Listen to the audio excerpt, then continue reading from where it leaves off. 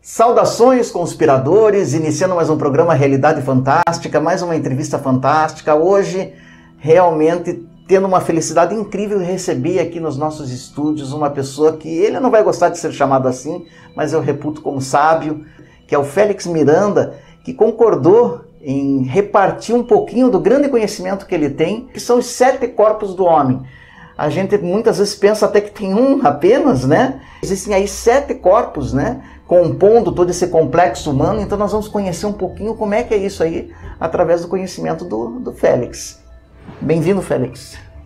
Bom, saudações e parabéns ao Jamil, que continua com essa tarefa de divulgar assim, a sabedoria universal para toda a humanidade, que alcança e tem ouvidos para ouvir essas coisas que são profundas. Geralmente as pessoas não têm assim muita curiosidade em saber as coisas mais profundas, mas em geral é o que faz com que as pessoas desenvolvam a sua sabedoria, os seus conhecimentos e obedeçam a uma grande lei, que é a lei da evolução.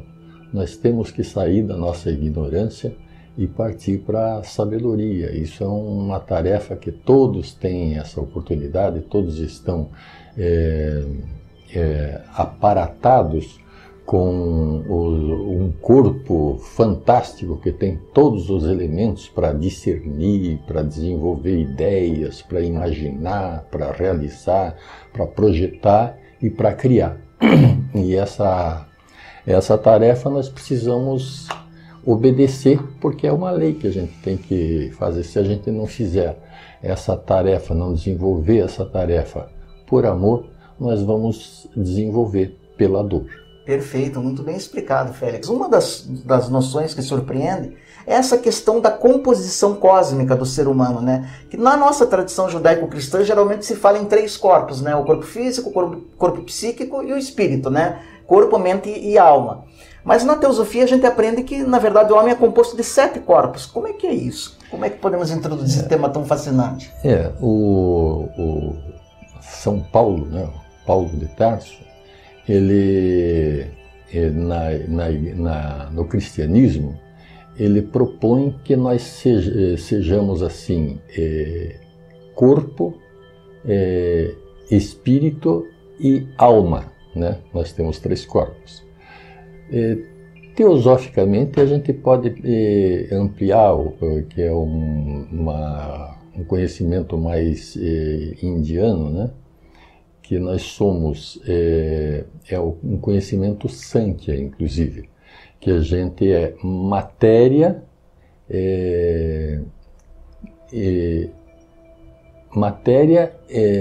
energia, e é porque, inclusive, a nossa ciência física quântica atualmente, ela está reconhecendo que há 5 ou 6 ou 10 mil anos atrás, eles já conheciam essa teoria que a ciência quântica está chegando a conhecer assim com profundidade, que é a matéria e a energia, né? E nesse interesse, essa ligação entre matéria e energia, existe uma mente. Então nós somos 3 corpos, basicamente: matéria, mente e espírito. Mas só que a matéria, ela é provida de 3 corpos básicos, é o quaternário, né? Porque tem os espíritas chamam de perispírito e nós teósofos chamamos de duplo etérico, que são os registros que são necessários para uma próxima encarnação, que registra todas as qualidades adquiridas, as experiências adquiridas numa vida, e esse duplo etérico vai ser usado para registrar o projeto da próxima vida. E nós somos assim, até vou fazer um parênteses, porque nós sempre temos assim um estímulo a desenvolver a religiosidade. Teosoficamente, nós usamos a religião, a filosofia e a ciência como bases. Essa é uma tríade, são os nossos apoios. E a gente, filosoficamente, usa a moral, a ética, para fazer os nossos estudos. E como um bom cientista esotérico, nós usamos a verdade como meta. Então, a verdade em teosofia é a nossa procura. E nós procuramos com todas as exigências que a ciência exige, né? Que a ciência permite. Isto é, nós procuramos esse caminhar dentro das regularizações, das leis que a própria ciência, para ser verdadeira, ela funciona. Então, a gente se exime de qualquer dogma, de qualquer superstição, para que a gente sempre tenha a verdade como ponto de referência. Não podemos aceitar crenças. Quem crê, crê em outra mente. Nós temos que desenvolver os nossos poderes. Então, a gente tem uma ideia para desenvolver essa nossa religiosidade, que é para religar a alguma coisa, né? Então, quando nós precisamos fazer essa religação, nós, ao nascer, nós desligamos. É por isso que nós precisamos religar. Nós estávamos ligados à pureza da divindade, e aí chegou aquele momento, nós nos desligamos quase que totalmente. Então o nosso eu superior, que é esse que dá vida a este corpo que é perecível, este corpo superior, ele é formado por uma tríade, que é Atma, Buddhi, Manas, que corresponde assim à vontade, a inteligência átmica, né, espiritual, e a mente superior, que tem o discernimento absoluto, o discernimento espiritual. E essa tríade, ela é ligada ao nosso corpo físico, à nossa matéria, que é formada a nossa matéria por esse quaternário inferior, que é nós citamos anteriormente, o duplo etérico, o corpo mental inferior, o corpo astral, que é o corpo das emoções, e o corpo físico, que é o corpo dos desejos. Então nós somos estimulados a ter movimento. Quando a gente está em vida, a gente é estimulado a ter movimento. E este movimento faz com que nós tenhamos assim uma certa vontade. E a vontade no corpo, na matéria, ela é apresentada pelos desejos que nós temos. Nós temos assim um desejo de ser feliz, um desejo de estar sempre agradavelmente vivendo. Então nós estamos sempre buscando a felicidade. Mas às vezes a gente não tem assim um certo discernimento para saber o que é realmente agradável e que nos traga felicidade. E a gente se engana um pouquinho. Nós temos uma identificação com o nosso corpo, nós pensamos que nós somos este corpo, e aí então nós queremos agradar a este corpo. Este corpo, todas as coisas que trazem felicidade para este corpo, são coisas assim muito fugazes. Por exemplo, o paladar de alguma coisa gostosa, né? Geralmente as pessoas pensam assim, coisa gostosa, sei lá, um pudim, uma bala de coisa. Então, são coisas que você bota na boca, o paladar e a coisa termina, né? E todos os desejos, de uma maneira geral, no plano físico, eles são fugazes, não dura mais que alguns segundos. E esses desejos nós temos assim a ideia de que haja uma permanência. Se a gente tem, por exemplo, o gosto pela alimentação, nós vamos comer assim com uma certa frequência para nós termos aquela felicidade, e aí nós vamos comer um pouco mais do que é o necessário. Então, nós precisamos assim ter um comportamento autocontrolado. E é aí que nós vamos usar estes corpos para nosso benefício. Então, vejam só, simplesmente nós temos a tríade superior, que trata da sabedoria universal. Ele é a sabedoria universal porque ele é a manifestação divina. Então, como ele contém em si toda a potencialidade divina, ele potencialmente é a sabedoria universal. Ele é aquela, quando a gente chama assim a divindade ela não está, ela não é, ela é perenemente, ela é eterna. E a eternidade, compreensivamente em teosofia, não é assim essa ideia de duração muito longa, é uma ideia de estar, de ser, de permanecer, de inalterabilidade. Então, este lado da eternidade que a gente precisa compreender mais profundamente, não como uma durabilidade, muito tempo. Tempo e espaço é uma coisa que a gente usa no plano material, no plano físico. Aqui a gente tem espaço e tem tempo. No plano espiritual, nós temos a eternidade, que é a inalterabilidade. E essa compreensão é muito interessante, é muito sutil, muito profunda. E são essas coisas que a gente precisa observar. Félix, essa tríade superior, que seria a nossa essência, né?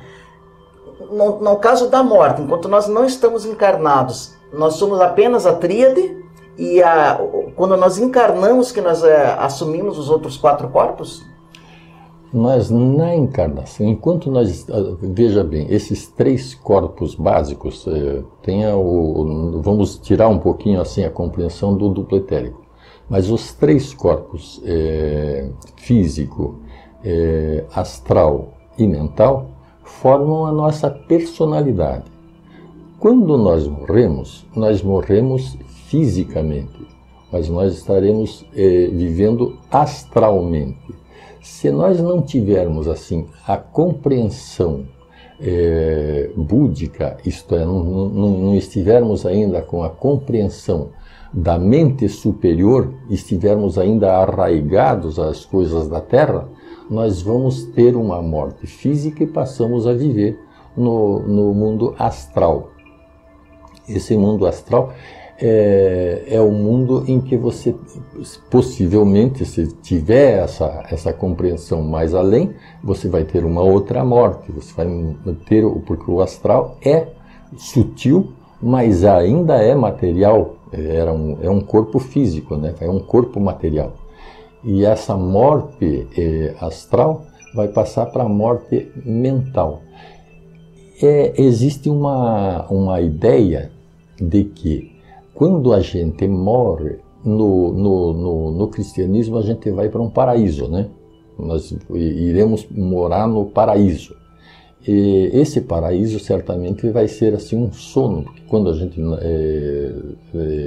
vive na vigília, a gente está acordado, de repente a gente precisa dar uma dormida para recuperar as energias físicas. A gente dorme. Este sono é um sono extraordinariamente recuperador. A morte, ela se processa mais ou menos nessa coisa, ou com consciência ou sem consciência. No próprio sono nosso, enquanto a gente está em vida terrena, esse período do sono, ele pode ser consciente. Inclusive, existe um livro de Leadbeater que ensina-nos a ter uma consciência na vida invisível. Quando você dorme, você pode ser assim compassivo e auxiliar as pessoas. Esse livro se chama Auxiliares Invisíveis. É muito recomendável, inclusive, para a compreensão dessa vida que a gente tem entre a vida de vigília e a vida de sono. E essa compreensão é muito rica para a nossa sabedoria e para nosso próprio sono ter assim desenvolver esta consciência para ser útil mesmo dormindo, porque o nosso corpo precisa repousar, ele repousa, mas o nosso corpo astral, ele não precisa repousar, ele pode estar em atividade.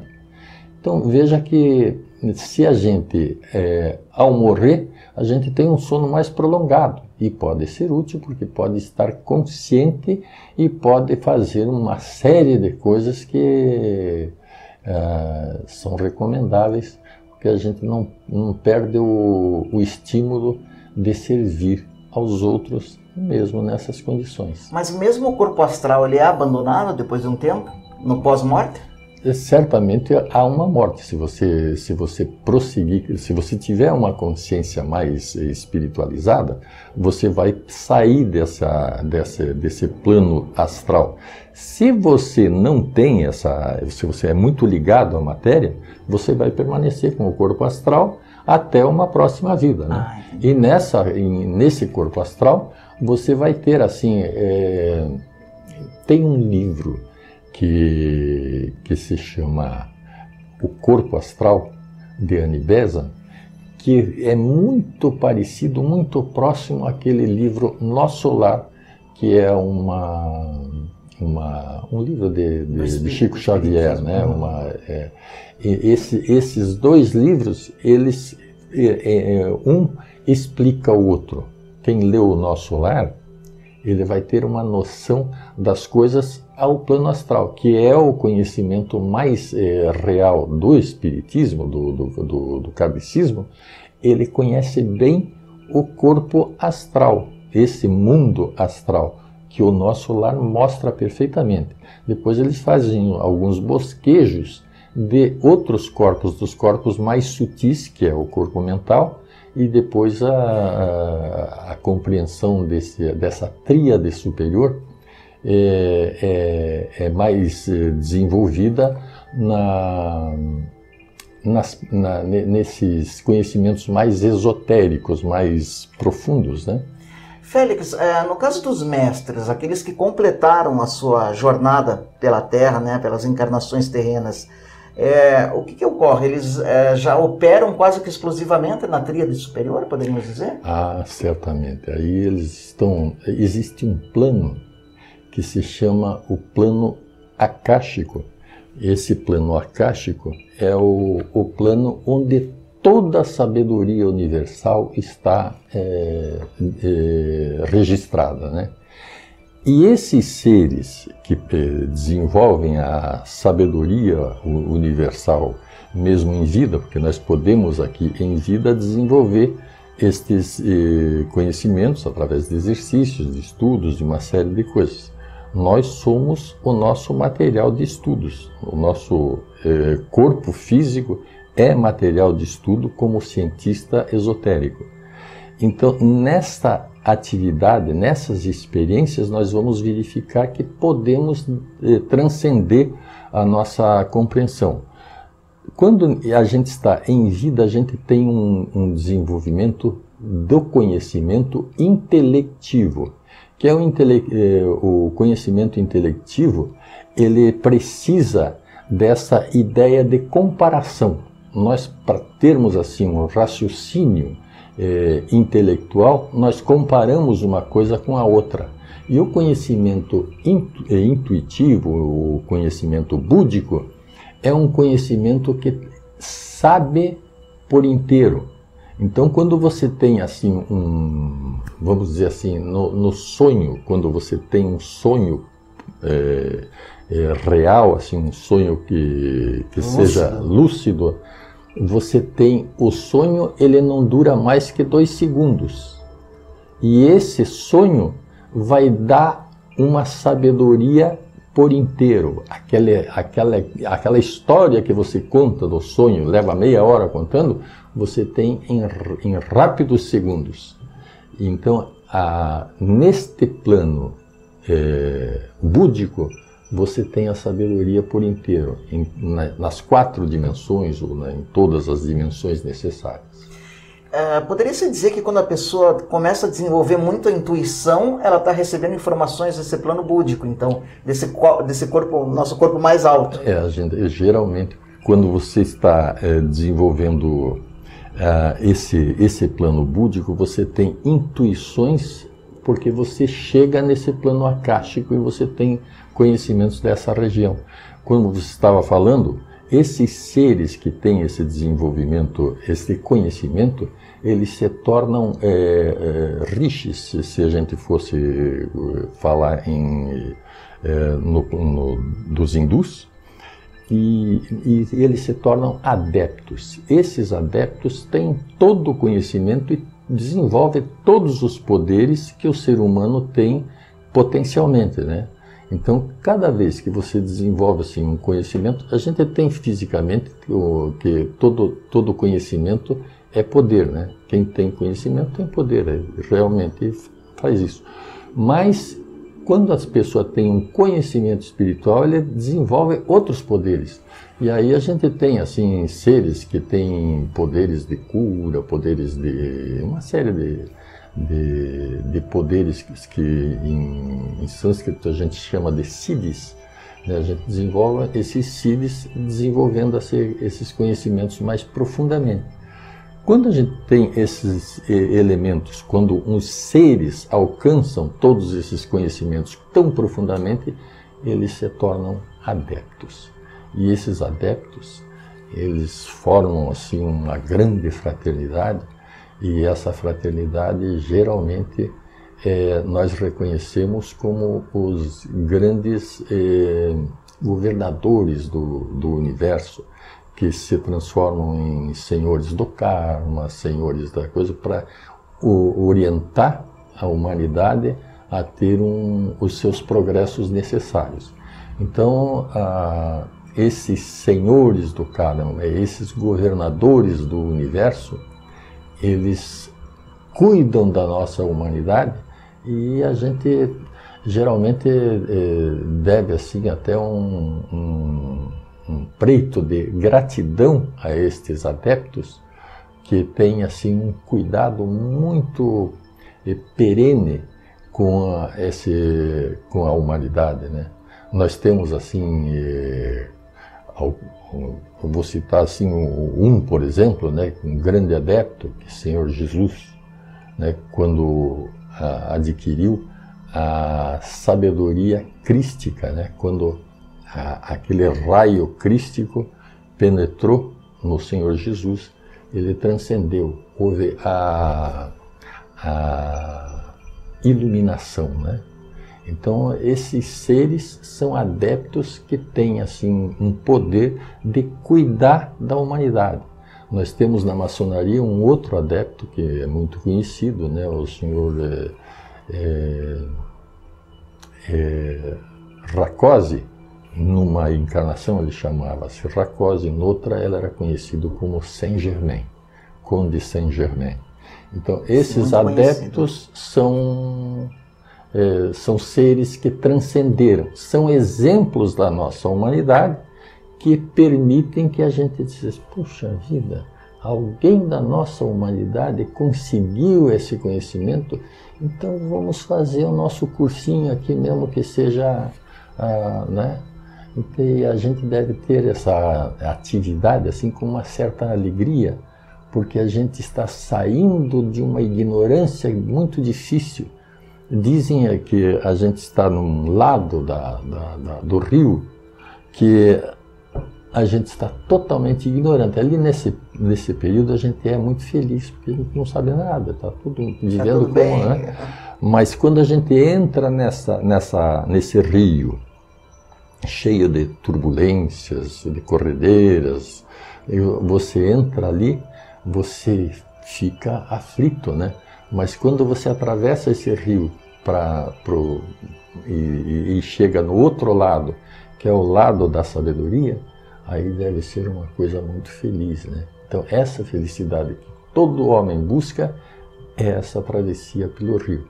As turbulências que a gente encontra durante a vida são essas turbulências das corredeiras do rio. Bonita a comparação, Félix.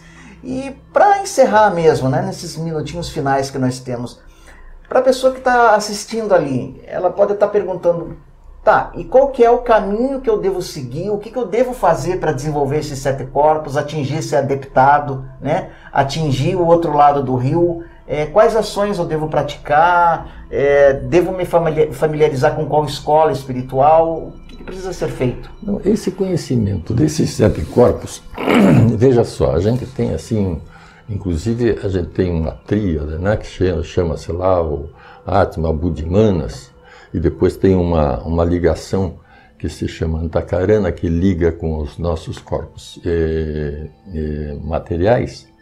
E são sistematizações, esquemas, para nós entendermos intelectualmente, ter assim uma noção. O que nós precisamos fazer para atingir essa qualidade, esse grau de conhecimento e de ação, é autoconhecer. O autoconhecimento, a gente pode ter essas ideias assim, né, nossos corpos funcionam assim, facilitam porque nós psicologicamente somos dependentes assim de psicólogos, de psicanalistas, essa coisa toda.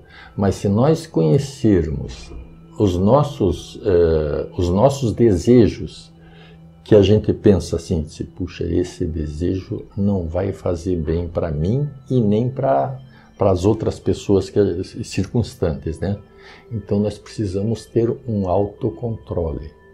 Nós precisamos ter um autoconhecimento, conhecer as nossas tendências, as nossas emoções, e aí a gente está estudando, autoconhecendo as nossas emoções que fazem parte do nosso corpo astral, do nosso corpo emocional. E aí a gente verifica se a gente está pensando corretamente, se a gente está discernindo o que é real do irreal, e se a gente estiver observando isso com humildade, a gente vai verificar quando a gente está errando. Porque a gente, com humildade, a gente verifica que erra. E o erro realmente, às vezes as pessoas dizem assim, puxa vida, o erro ele me pune, ele me decresce, né? A pessoa começa a sentir assim, porque eu erro tanto assim, começa a ter assim complexo de inferioridade. Não, todo mundo erra, é pelo erro que ele vai acertar. Então o erro não é grave. O erro é não procurar acertar, é estacionar, é ficar inanimado, ficar parado, estagnado. Então o que nós precisamos ter é um movimento consciente da nossa vida e fazer assim uma observação. O grande segredo do ser humano no progresso é ter atenção. A pessoa aprende teosofia em todos os movimentos, em todas as plantas, em todas as pedras, em todos os relacionamentos com as pessoas. Teosofia é uma coisa que está viva, é só aprender a perceber. Não precisa muita coisa. Olha, Félix, fabuloso, viu? Que mensagem linda que você deixou. Isso aí foi uma ode à evolução espiritual que você acabou de nos deixar. É um prazer imenso te receber no Realidade Fantástica. Para quem quiser te conhecer, te encontrar, Félix, pode participar das atividades aqui da Loja Teosófica. Aonde que a pessoa pode ir para... Nós temos aqui em Curitiba as lojas Dario Veloso, a Paraná e a Libertação. A Paraná e a Libertação, elas são muito unidas. Uhum. Então nós fazemos assim reuniões num sábado na loja Paraná, no outro sábado a gente faz na loja Libertação, que é teosofia, né? Então a gente se junta para ter mais cabeças. Sabe que uma cabeça, ela potencialmente ela tem 1 vezes 1, que dá 1. Quando a gente estuda em 2 cabeças, ela potencialmente ela se eleva a 4. Se a gente tem 10 cabeças estudando teosofia, a gente vai elevar a coisa para 100. Que maravilha, Félix. Então, eu estou colocando aqui os seus dados para que as pessoas que queiram entrar em contato com você e, de repente, participar de todos os estudos especiais, né? Se conhecer toda essa complexidade que é o ser humano e fazer um desenvolvimento integral. A todos vocês que nos acompanharam até agora, nosso muito obrigado. Não se esqueça de se inscrever no nosso canal. Olha, faz uma coisa agora, ativa também o sininho de notificação, porque daí você vai estar sempre sabendo das novidades do nosso canal. E deixa o seu like, o seu joinha aí para o nosso programa, porque isso é muito importante para nós como produtores de conteúdo. Também visita o nosso site, né, que é o realidadefantastica.com.br. Lembrando sempre que o mistério está entre nós. Até o nosso próximo encontro.